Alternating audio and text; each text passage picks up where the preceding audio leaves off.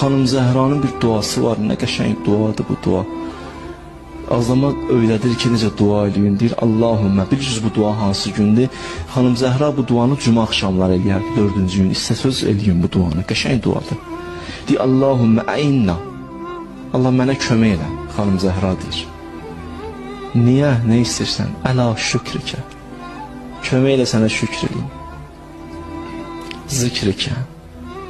Kömək elə zikr eləyim. Və taatikə. Kömək elə itaat edeyim. Və ibadətikə, bir rəhmətikə, ya ərhəmər rahimin. Allah kömək elə mənə.